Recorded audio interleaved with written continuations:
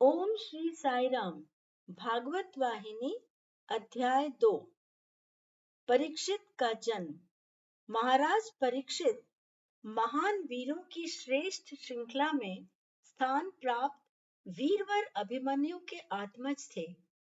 परीक्षित जब अपनी माता उत्तरा के गर्भ में थे, तब उन्होंने देखा कि अश्वत्थामा के द्वारा छोड़ा गया दिव्य अस्त्र भयंकर विनाश व अग्नि स्फुलिंग छोड़ता हुआ उनके नाश के लिए उनकी ओर चला आ रहा है। परंतु उसी क्षण उन्होंने ये भी देखा कि एक कांतिमान पुरुष हाथ में चक्र लिए है। उसने इस बाण के सहस्त्रों टुकड़े कर दिए।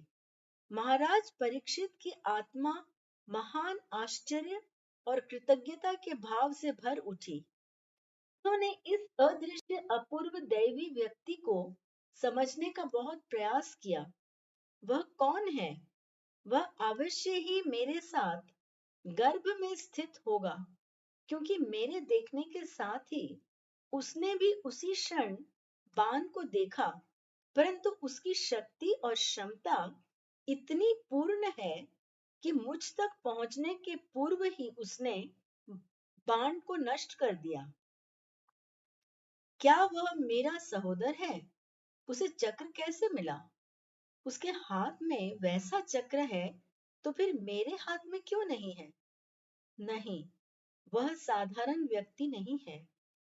परीक्षित बहुत काल तक मन में इस प्रकार तर्क वितर्क करते रहे। परीक्षित उस अलौकिक रूप और मुख को विस्मरण नहीं कर सके। वह श्याम सुंदर बालक कोटि कोटि सूर्यों की आभा वाला था। अत्यंत कृपालु दयापूर्ण बालक इस नाटकीय भाव से रक्षा करके अदृश्य हो गया। उनके सामने वह नैसर्गिक स्वरूप सदा रहता था, क्योंकि वह पुनः एक बार उसके दर्शन करना चाहते थे। वह चाहे कोई भी रहा हो, उन्होंने अपने मानस पटल पर उसका रूप अंकित कर उसे खोज निकालने का संकल्प बनाए रखा। इस प्रकार जब भी किसी व्यक्ति को वो देखते थे, तो इसी रूप में उसकी तुलना करके पहचानने का प्रयास करते कि वह पुरुष तो नहीं है। चिंतन व मनन करते गर्भ में वह वृद्धि को प्राप्त होते रहे, और उस कांतिमान स्वरूप के ध्यान के कारण वह स्वयं भी अद्भुत कांति वाले बन गए। पूर्ण समय के पश्चात जब वह माता के गर्भ से बाहर आए और इस संसार में प्रकट हुए, तो प्रसूति का गृह विचित्र ज्योति से दीप्त हो उठा। प्रसूति का गृह की सेवकाएं उस तेज युक्त बालक को देखकर चमत्कृत हो उठी और हर्ष के कारण अचंभित सी रह गईं। सुभद्रा ने सचेत होकर पांडवों के अग्रज महाराज युधिष्ठिर को अभिमन्यु पुत्र रत्न उत्पन्न होने की शुभ सूचना भिजवाई।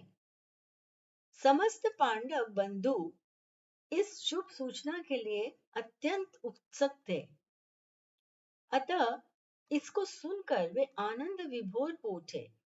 पांडव कुल का उत्तराधिकारी उत्पन्न होने की खुशी में राजघराने में नवजात शिशु के पदार्पण पर उन्होंने वाद्य वादन और खुशियां मनाने की आज्ञा दी। जन समुदाय ने हर्ष ध्वनि सुनी तो उसका कारण जानने के लिए उत्सुक हो उठे। कौतूहलवश वह इंद्रप्रस्थ की ओर भागे। राजधानी का कोना कोना हर्ष से भर उठा। अपने पास आने वालों सभी को महाराज युधिष्ठिर ने मिठाइयां दी, ब्राह्मणों को गोदान किया। अंतःपुर की स्त्रियों को महाराज ने आज्ञा दी कि आने वाली प्रत्येक नारी को स्वर्ण पात्रों में भरकर केसर और कुमकुम दी जाए। थोड़ी देर में ही संपूर्ण नगर स्वर्ग में परिवर्तित हो गया। ऐसा प्रतीत होता था जैसे देवगण भी उस हर्ष में सम्मिलित होने आए हैं। ब्राह्मणों को रेशमी वस्त्र और बहुमूल्य रत्न दिए गए। अपने राज्य के उत्तराधिकारी के जन्म लेने के कारण नागरिक हर्ष से भर उठे। आनंदातिरेक की स्थिति में वह दिन और रात के होने को भी भूल गए। दूसरे दिन महाराज युधिष्ठिर ने राज्य घराने के पुरोहित श्री कृपाचार्य को बुलाया और बच्चे का जात कर्म संस्कार पूर्ण किया। ब्राह्मणों को बहुमूल्य मणियां देकर संतुष्ट किया गया और महर्षियों और विद्वानों ने बच्चे को आशीर्वाद देकर अपने स्थानों को गमन किया। तीसरे दिन महाराज युधिष्ठिर ने राज्य के प्रसिद्ध ज्योतिषियों, हस्तरेखा विशेषज्ञों आदि को आमंत्रित किया। युधिष्ठिर इस बात को जानने के लिए बहुत उत्सुक थे कि नवजात शिशु उनके विशाल राज्य का यश बढ़ावेगा कि नहीं, और उसके हाथों में उनका सुनाम तो सुरक्षित रहेगा। राज्योचित रूप से उनका स्वागत किया गया। विशाल कक्ष में प्रत्येक को निज योग्यता अनुसार स्थान दिए गए। फिर सुगंधित द्रव्य और रेशमी वस्त्र देकर उनका सम्मान किया गया। महाराज ने हाथ जोड़कर अपना शीश उनके सम्मान में झुकाते हुए नम्रता पूर्वक निवेदन किया, हे विद्वान श्रेष्ठ पुरुषों, आप भूत, भविष्य और वर्तमान के ज्ञाता हैं। आप त्रिकालज्ञ हैं। कृपया इस बच्चे के जन्म लग्न पर विचार करें तथा ग्रहों आदि की स्थिति देखकर बताएं कि वह इस पर कैसा प्रभाव डालेंगे और इसका भविष्य किस प्रकार से है। बच्चे के उत्पन्न होने का दिन और समय एक स्वर्ण पत्र पर अंकित करके उन्होंने उनके सामने रख दिया। पंडितों ने निर्दिष्ट समयानुसार बच्चे की कुंडली बनाई और बहुत ध्यान से उसका अध्ययन प्रारंभ किया। उन ग्रहों की स्थिति को पढ़कर तथा अपने निष्कर्ष पर पहुंचकर वह एक दूसरे को अपने हर्षपूर्ण उद्गार बताने लगे। वे स्वयं बहुत ही प्रसन्न थे। उन्हें अपना हर्ष प्रकट करने के लिए उचित शब्द नहीं मिल रहे थे। अंत में उपस्थित पंडितों में श्रेष्ठ उनके अध्यक्ष ने उठकर महाराज युधिष्ठिर को संबोधित करते हुए कहा, महाराज, आज तक मैंने सहस्त्रों जन्म पत्रियां देखी हैं और ग्रहों के अनुसार उनके फलाफल बनाए हैं, परंतु मुझे निश्चित रूप से यह स्वीकार करना पड़ेगा कि इस जन्म पत्री में जिस प्रकार से ग्रहों की सुंदर स्थिति है, वैसी मैंने कभी नहीं देखी। यहाँ समस्त शुभ ग्रह इस राजकुमार के जन्म काल के क्षण में एकत्रित हो गए हैं। जन्म काल साक्षात भगवान विष्णु के प्राकट्य को इंगित करता है। समस्त शुभ लक्षण इस बच्चे में समाहित हैं। प्रत्येक गुण के अलग अलग वर्णन से क्या लाभ, स्वयं मनु ही आपके वंश में अवतरित हुए हैं। युधिष्ठिर प्रसन्न थे कि मेरा कुल ये परम सौभाग्य प्राप्त कर सका। वह हर्षोद्रेक से पराभूत हो उठे। उन्होंने उपस्थित विद्वानों को ऐसी शुभ सूचना देने के लिए करबद्ध होकर तथा शीश झुकाकर प्रणाम किया और कहा, ये कुटुंब ऐसे पवित्र माणिक्य को पाकर धन्य हो उठा। ये सब अग्रजों का, आप जैसे मनीषियों का और साक्षात भगवत कृपा कटाक्ष के प्रसाद स्वरूप ही पुत्र रत्न उत्पन्न हुआ है। आप कहते हैं कि बच्चा सब प्रकार से गुणवान होगा और समस्त प्रकार के यश इसे प्राप्त होंगे, परंतु यदि यह ब्राह्मणों, साधुओं और गुणवानों का सेवी न हुआ तो क्या लाभ। कृपया एक बार जन्म पत्रिका फिर देखें और बताएं कि क्या इसमें ये गुण भी होगा। ज्योतिषियों में सर्व प्रमुख ने कहा, आपको इसमें तनिक भी शंका नहीं करनी चाहिए। यह ब्राह्मणों और देवताओं का भक्त और सेवक होगा। शास्त्रानुकूल अनेक यज्ञ एवं अनुष्ठान करेगा। आपके पूर्वज भरत के समान ही यह यश लाभ करेगा।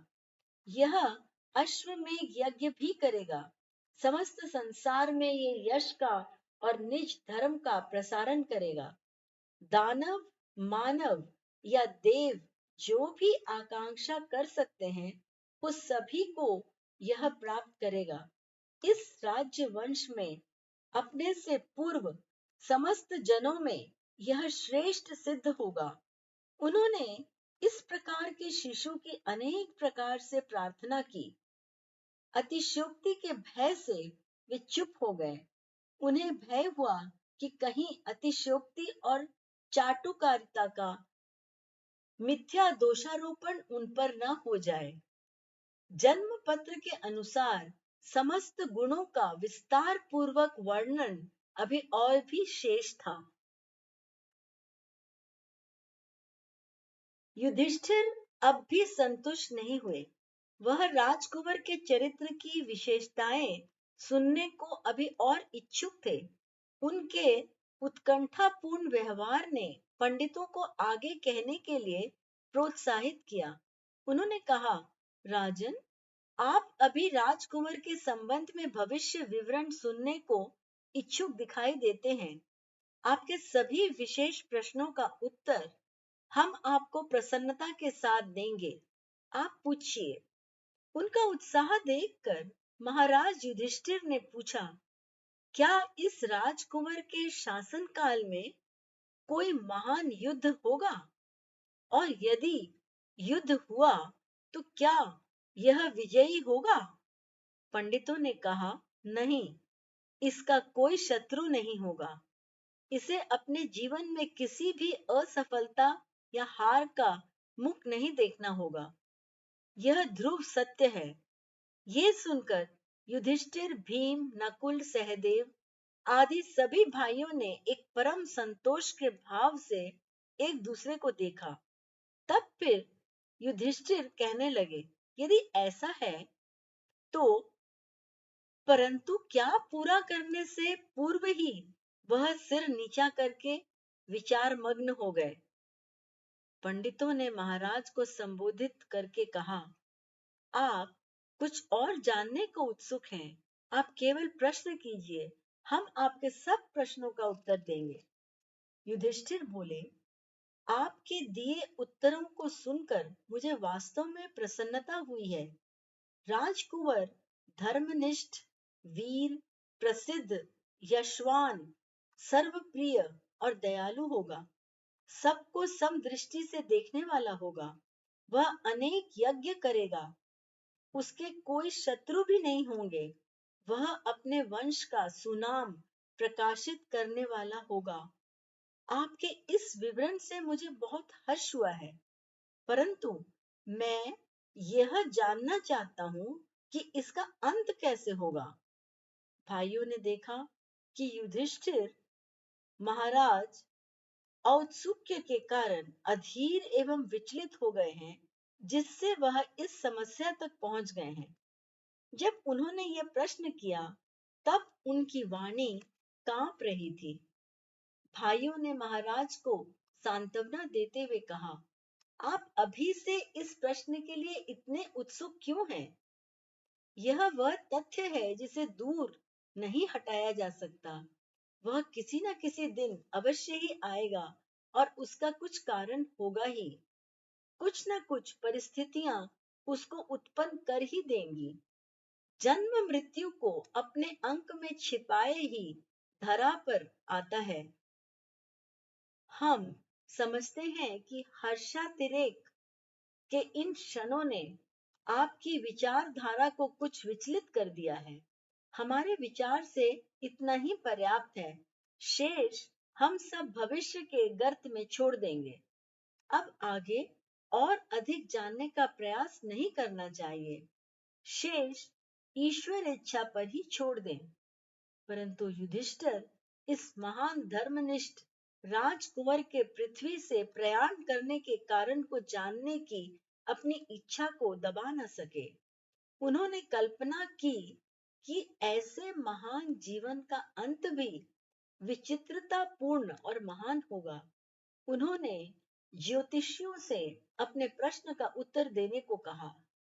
विद्वानों ने पुनः गणना की और पर्याप्त समय लगाया। उनको ऐसा करते देखकर महाराज उतावले हो गए और उन्होंने शीघ्र उत्तर देने को कहा।